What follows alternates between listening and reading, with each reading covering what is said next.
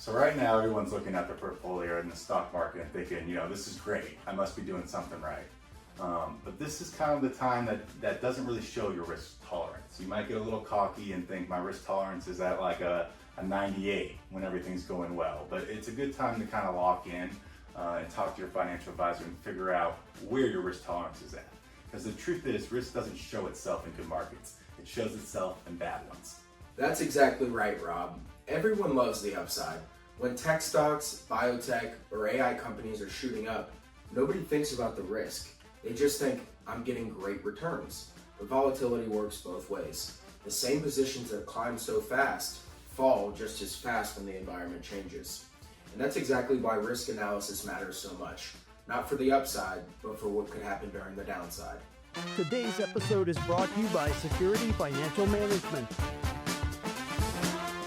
Welcome back to Best Advice Podcast, guys. I'm your host, Rob Lavalio, here as always with certified financial planner and Trevor Bell, aka The Truck. The Truck, that's right. What's cracking, baby? What's cracking, my man? It's good to see you again, Rob. We're here, man. We're back. We're kind of keeping everyone on their toes with where we're doing all these episodes. You never know. And the next one might not even be here either. Keep them on their toes. That's right. That's right. We're agile around here. There's no business like toe business. Which leads us to the question of the day. Today's question comes from Melissa from Orlando. Melissa, what you got for us? I recently learned my portfolio is riskier than I realized. How do I know what my actual risk level should be, and how do I fix it? Thank you, Melissa, and great question. Truck, please take this over for us. Yeah, so we actually just met with a couple of individuals that had this exact same scenario, actually. We've had a great run in the market, like we mentioned, and that's certainly helped growth in individuals' accounts. And with that being said, people like to take more risk. Not to mention the hot topic is AI, emerging companies. Everybody wants to get in on the next big thing. For sure. But I don't think that they fully understand the risk associated with it. It's almost like getting hot in a basketball game. I'm going to take some stupid shots because Absolutely. I'm feeling good about it right now. Yeah, you know what I mean? You got to check yourself. Yeah, Heat check, it's a heat right? check. It's a heat check. Heat It's check. almost like a heat check in the stock market because, right now everyone feels great. I feel great. You feel great. Like anyone who's put any money in the market feels pretty good right now. Right. And it's hard not to get cocky with it. Absolutely. It's just that's how I can say it. I think it's a human tendency. Yes. For yes, sure. Yes. Instinct, Yes. some would say. But to that point, you gotta understand what your risk is actually. And that starts with a proper risk analysis and asking the questions, not just from an investment perspective, but from a psychological perspective of, hey, what is my comfortability in the market? What is my comfortability with individual stocks? And you kind of have to go from that's kind of there. half your job too. Like one of your jobs, obviously, investing, financial analysis, and portfolio stuff. But I feel like the other half of your job is kind of managing your client's emotions. Absolutely, because, risk management. Yeah, it's a game. It's kind of a game. And actually, funny enough, I heard something recently that kind of resonated with me, and it was from an individual within the industry who said, if the only reason you hire an advisor is to keep you away from your money, you're okay. Yeah, that's a good reason why. I mean, seriously.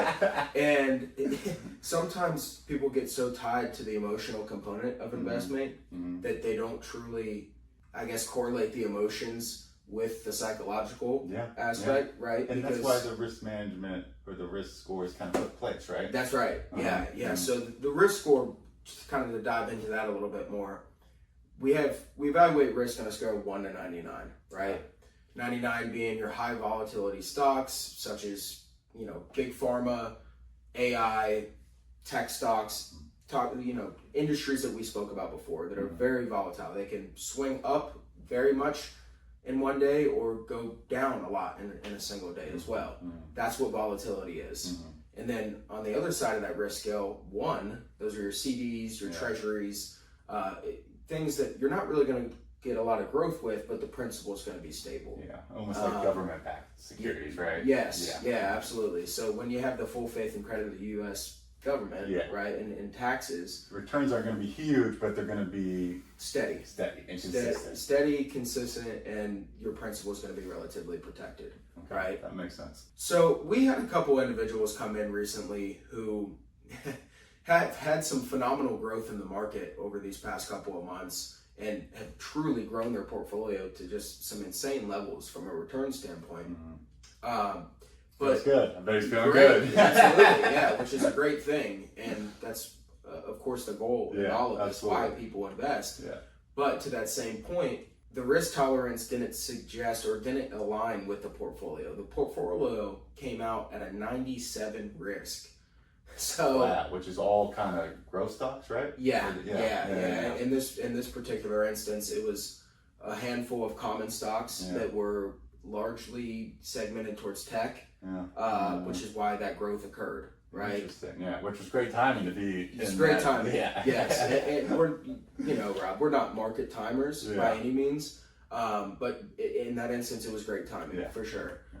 To that same point, the individual's risk tolerance came out as a 60, which is really a moderate blend. Yeah. So when we look at a 60, we would, typically, and this is not cookie cutter situation, but just generally speaking, would probably want to see a portfolio of 60% stocks, 40% bonds, maybe 70% stocks, 30% bonds, or a healthy medium in between. The idea behind that is that 40% of that might be in some government backed, where you're getting government backed, or I mean just fixed income in general is.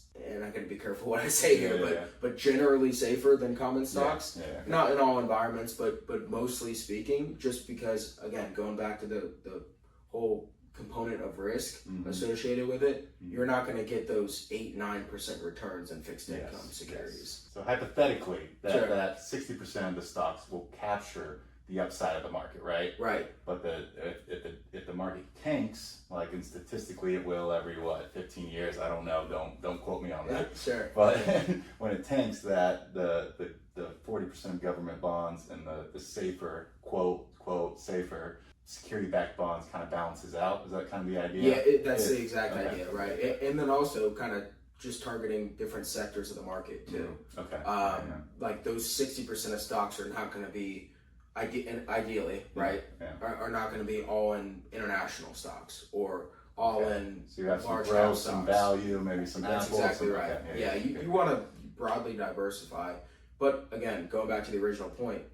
Diversification only matters if you're aligned with your risk. Yes. Because your risks have to be aligned with your goals. Yes. And then that's where the whole component it's of financial planning You're goes. putting together all these puzzle pieces for that particular individual, right? Yes, that's exactly right. For that particular individual you're talking about right now. Sure. How did you come to the realization of his risk score was at a 60?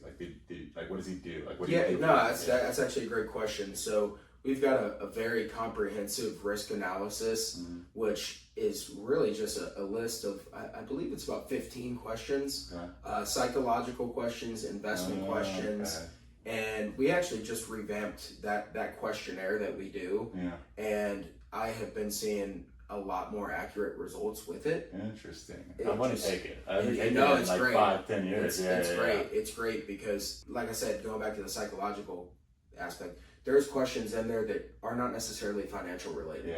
And there's been some studies and theories that are done out there that shows that there is emotional, elements to individuals, that it doesn't always have to be tied to investments. The emotional component of somebody is going to tie in with the investment naturally. 1,000%. And it's our job to kind of block that emotion. It kind of reminds me of like straight out of college when you're like interviewing and they make you take like a personal test to see what you're good at. Like, well, you suck here and you're okay. Not hiring you. See you later. Because it's got to be the right fit, right? And that's the same exact premise right there. It's like, hey, you're either the right fit for an organization, is your portfolio the right fit for you, so on and so forth. So spot on, exactly like that. So Truck, can you kind of walk us through a scenario where you're kind of fixing someone's risk tolerance to match with their portfolio? So in this example, let's just say somebody has $750,000 invested. At the correct risk level, around a 42, a typical downside move might be about around 8% or $60,000 down. But at an 89, the downside risk was closer to 25%, otherwise known as $187,000 down. That's nearly a $130,000 difference just because you didn't fully understand your risk. And again, in an up market, their portfolio looked like it was working and doing really well, but it was really just exposing them to the way more volatility than they had even realized they were comfortable with. So just kind of like thinking out loud here, right? Like that's a lot of moves, or that's powerful moves to someone's portfolio based on like one test, right? Yeah. So it seems like it's pretty important, and you guys look at this risk tolerance a lot to kind of align. Yeah, it's absolutely critical, and it's something that I've been implementing in my annual reviews even. Just, making sure that even my own individual clients are understanding of what their risk looks like. Because people change too, right? People change. So like their risk change. Situations change. We get older. We can't People escape get that. divorced, kids go to college, like money changes. Yeah, Money flows. Absolutely. And so does your comfortability with investing. And which really just brings me to my next point. If you're currently working with an advisor, whether it be here at another firm, I urge you to ask them about a risk tolerance questionnaire and really be active and going about that and doing that on an active basis, because it really is so critical. And if you've got an advisor elsewhere that doesn't do it as often as we do here at SFM, I'd encourage you to look elsewhere. It's just something so critical that you can't afford to not do it on a interactive basis. Going back to what we said earlier, half your job is psychology with managing your client's emotion. This is a part of managing their emotion. Absolutely. And it all starts with taking the test and going from there and making sure that the portfolio is aligned with the test, because we could take a risk tolerance questionnaire and get a score, but if we don't align a portfolio properly to that score, it could get ugly quick. So make sure you guys are doing that. And if you guys ever have any questions, feel free to reach out to us here at the team. We've got a handful of certified financial planners that would be more than honored to assist you and help you understand your risk tolerance. Remember, folks, the secret to wealth is not what you earn, it's what you keep. Happy days, everybody. This podcast is for entertainment and educational purposes only and is not intended as personal financial advice. Before making any financial decision, please do your own research and consult a financial advisor as needed.